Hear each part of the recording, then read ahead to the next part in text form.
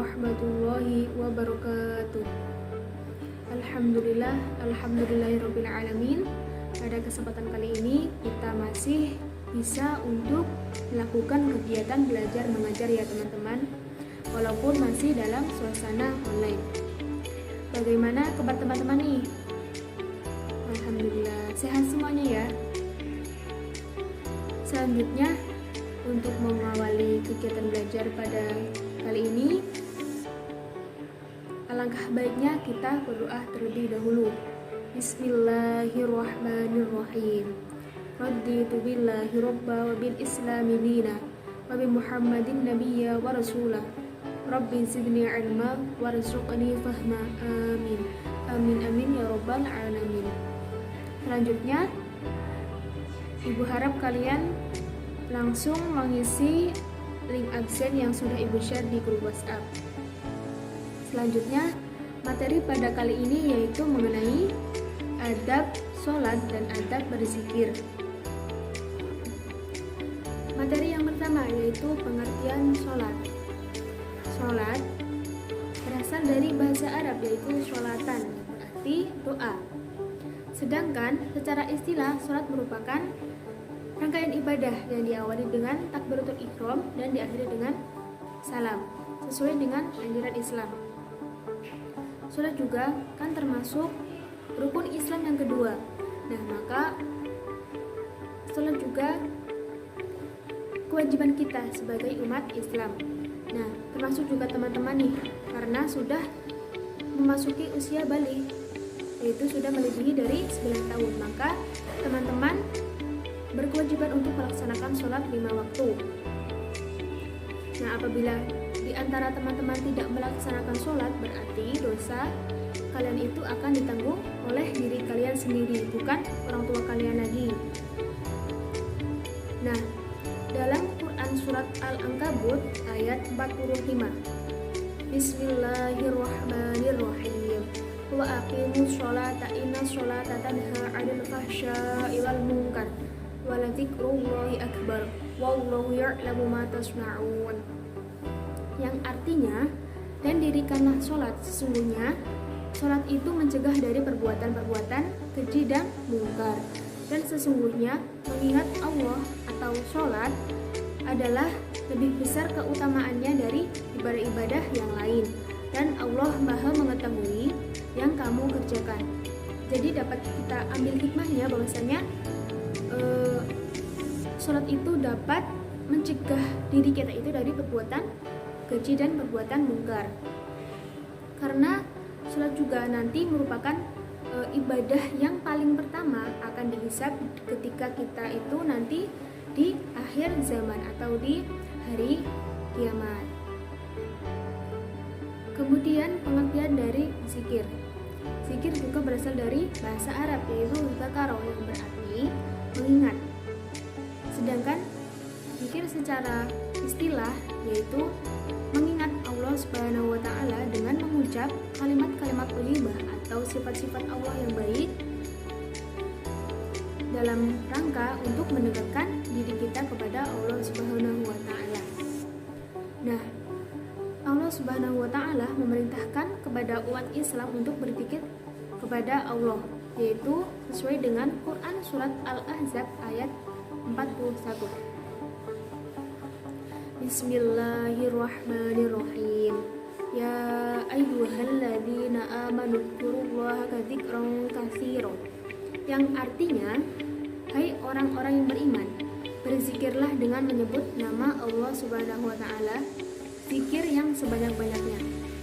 Dari ayat tersebut berarti Allah itu memerintahkan kepada kita untuk mengingat Allah dengan cara apa? Dengan cara kita menyebut nama-nama baik dari Allah Subhanahu wa taala sebanyak-banyak mungkin. Nah, kita berarti untuk memanfaatkan waktu kita untuk bertakarub atau mendekatkan diri kita kepada Allah Subhanahu wa taala. Nah, dengan lantaran berzikir, maka hati kita itu akan merasa tentram, hidup kita akan merasa damai. Kemudian materi yang kedua yaitu ada adab sholat dan adab berzikir. Nah, untuk adab sholat sendiri di sini ada beberapa bagian. Yang pertama itu ada khusyuk. Khusyuk di sini berarti teman-teman itu dalam melaksanakan sholat itu fokus, dan sementara itu kita itu tidak memikirkan urusan duniawi. Berarti kita fokus saja untuk beribadah kepada Allah Subhanahu wa taala. Karena ibadah itu berarti kan kita mendekatkan diri kepada Allah. Berarti kita itu menjaga adab kita terhadap Allah Subhanahu wa taala. Kemudian yang kedua yaitu hati yang ikhlas. Berarti kita itu menjalankan sholat itu semata-mata karena perintah Allah, bukan karena ingin dipuji oleh orang lain, bukan karena perintah orang tua kita, tapi kita itu sadar akan kewajiban kita sendiri untuk beribadah kepada Allah. Kemudian yang ketiga itu ada menjaga waktu dan batas-batasnya sholat. Nah, ini penting banget nih, karena waktu sholat itu kan berbeda-beda, ada yang jaraknya panjang, ada yang pendek. Nah, berarti kita itu harus benar-benar menjaga waktunya sholat. Nah, misalkan waktu subuh nih, emang susah ya, apalagi subuh itu sholatnya pagi-pagi. Berarti kalian itu sebisa mungkin untuk bisa melaksanakan dengan tepat waktu, karena sholat itu sudah ada ketentuan waktunya sendiri. Kemudian yang keempat yaitu menjaga kebersihan dan kesucian tempat sholat dari najis-najis yang ada. Berarti baik badan kita ataupun tempat kita sholat itu harus bersih dan suci. Nah, hal yang bersih itu belum tentu suci, namun yang suci itu pasti bersih. Maka sebisa mungkin kita itu harus menerapkan kesucian baik badan kita maupun tempat kita, yaitu dalam ketika sholat. Kemudian yang kelima yaitu menyingkirkan sesuatu yang sekiranya itu dapat mengganggu konsentrasi kita ketika sholat. Contohnya itu seperti misalkan ada foto atau gambar atau tulisan-tulisan yang dapat mengganggu ketika kita sholat. Nah, kemudian yang terakhir itu ada kita itu disarankan untuk memakai pakaian yang terbaik yang kita punya. Jadi kita jika bisa atau jika mampu kita berpakaian yang paling baik, yang dianggap kalian paling baik yang kalian punya. Yaitu setidaknya kalian itu memakai pakaian yang santun, yang harum, terus kemudian memakai wangi-wangian. Nah, memakai wangi-wangian juga termasuk sunnah dalam sholat. Kemudian ada adab berzikir. Nah, yang pertama di sini itu ada ikhlas. Nah, ikhlas itu berarti seperti yang sudah saya sampaikan tadi, sama kayak di adab sholat, yaitu kita itu melaksanakan berzikir itu semata-mata karena perintah Allah, bukan karena ingin dipuji oleh orang lain, oleh teman kita dan sebagainya. Nah, berarti kita melakukan berzikir itu semata-mata karena perintah Allah dan sebagai pendekatan kita kepada Allah. Kemudian yang kedua yaitu merendahkan suara. Nah, berarti di sini tuh ketika kita berzikir itu tidak menggunakan suara yang keras atau suara yang lantang. Nah, cukup suara yang rendah, atau bisa juga menggunakan atau bisa dalam hati saja itu sudah cukup, sudah termasuk berzikir. Kemudian yang ketiga yaitu berzikir dengan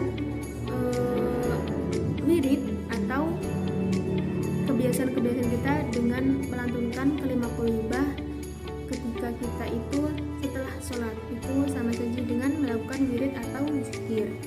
Nah, kita itu sebisa mungkin ketika setelah sholat itu kita berwirid atau berzikir ataupun berdoa, sama saja ya. Nah, minimal itu kita itu mendoakan kedua orang tua kita, yaitu dengan cara membaca doa Rabbighfirli wa liwalidayya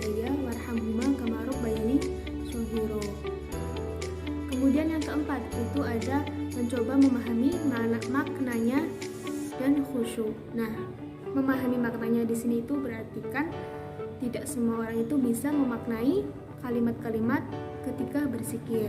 Nah, tapi alangkah baiknya kita bisa memahami maknanya supaya kita supaya kita itu lebih mantap ketika untuk berzikir. Kemudian yang kelima, kita itu disarankan atau diadabkan untuk duduk di suatu tempat yang sepi atau jarang dilalui oleh orang-orang, seperti misalkan di masjid ataupun di tempat manapun asalkan itu suci.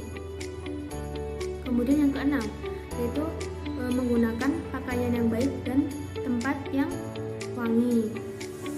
Kemudian yang ketujuh ada memilih tempat yang suci atau sunyi, sama seperti tadi yang sudah Ibu sampaikan. Kemudian materi yang ketiga yaitu hikmah dari sholat dan berzikir. Nah, hikmah dari sholat sendiri yaitu yang pertama ada mendidik kita itu untuk disiplin dan menghargai waktu.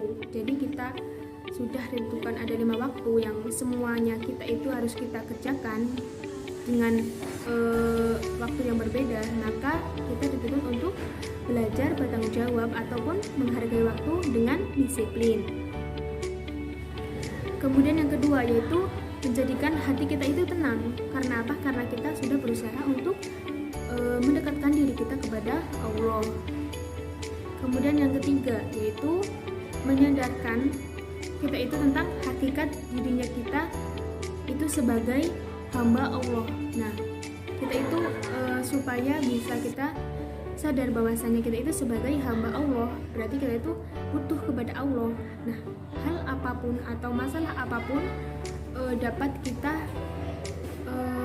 bisikan atau dapat kita ceritakan dengan Allah melalui mendekatkan diri kita kepada Allah Subhanahu wa Ta'ala.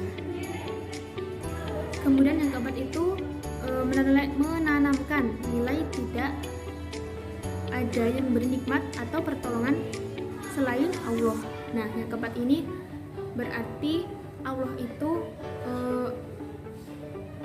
tidak ada yang bisa menandingi Allah selain Allah dalam memberikan pertolongan atau memberikan kenikmatan kepada kita selain Allah Subhanahu wa Ta'ala.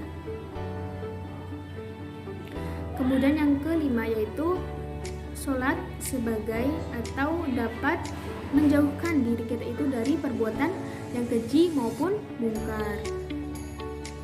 Kemudian yang keenam yaitu ada sholat itu dapat menjauhkan diri kita itu dari sifat sombong. Nah, seperti yang sudah dijelaskan di awal tadi, berarti kita sudah berusaha melaksanakan kewajiban sholat itu semata-mata karena perintah Allah, bukan karena ingin dipuji oleh orang lain. Maka sholat sudah melatih kita untuk tidak sombong atau kita melakukan sesuatu itu karena kesadaran diri kita. Kemudian ada manfaat dari berzikir. Yang pertama yaitu membuat kita itu lebih bersemangat. Nah, karena apa? Karena kita sudah memiliki hati yang tenang, maka ketika akan melakukan kegiatan atau melaksanakan rutinitas, kita akan lebih enjoy atau lebih bersemangat untuk melakukan kegiatan atau rutinitas yang lainnya. Itu merupakan manfaat dari berzikir. Kemudian yang kedua yaitu ada menjadikan hati kita itu lebih tenang. Karena kita sudah mendekatkan kepada Allah, maka masalah yang ada pun kita seperti tidak memikirkannya lagi atau serasa hilang atau merasa saya mampu untuk melaksanakan atau melalui segala masalah yang ada di hidup saya. Kemudian yang ketiga, kita itu dapat dilatih untuk bersabar. Karena apa? Karena ketika kita berzikir, maka ada beberapa hal yang harus kita lakukan, terus kemudian ada beberapa bacaan yang harus kita baca pelan, karena ketika berzikir itu berarti kan mendekatkan, berarti harus melakukannya itu dengan sebaik mungkin atau melakukannya itu dengan adab. Kemudian yang keempat yaitu mempunyai harapan hidup yang tersimpan dalam jiwa. Jadi kita itu kayak mempunyai keyakinan bahwa besok itu saya akan memiliki hidup yang baik, akan memiliki akan melalui masalah yang kita hadapi itu dengan baik dan mampu, dan selalu bersemangat. Kemudian yang kelima yaitu menjadikan diri kita itu seperti merasa dekat dengan Allah Subhanahu wa Ta'ala. Karena ketika kita sudah merasa dekat, maka kita yakin juga doa yang akan kita panjatkan, doa yang setiap hari kita kirimkan itu akan, atau kita yakini itu nanti akan diijabah oleh Allah Subhanahu wa Ta'ala. Kemudian yang terakhir itu dapat menjadikan kita itu sebagai orang yang rendah hati dan tidak sombong. Karena apa? Karena kita sudah memiliki ketenangan hati, maka ketika yang lain atau teman kita itu memiliki, misalkan memiliki barang-barang yang bagus, maka kita tidak akan menginginkan seperti yang mereka punya, karena kita sudah memiliki rendah hati, sudah memiliki tidak sombong, dan tidak menginginkan untuk memiliki yang sama dengan mereka. Kemudian setelah penyampaian materi tadi, Ibu berharap kalian dapat memahaminya dengan baik. Kemudian tugas pada minggu ini kalian untuk berdiskusi dengan teman kalian dengan membentuk kelompok yang beranggotakan 3 orang untuk mempresentasikan pertanyaan, yaitu mengapa kita terkadang masih merasa enggan atau merasa malas untuk berzikir, mengapa penyebabnya dan bagaimana solusinya. Kalian dapat unggah video tersebut di channel YouTube dan deadline 1 minggu setelah kegiatan belajar pada kali ini. Mungkin itu saja yang dapat Ibu sampaikan. Wabillahi taufiq wal hidayah. Wassalamualaikum warahmatullahi wabarakatuh.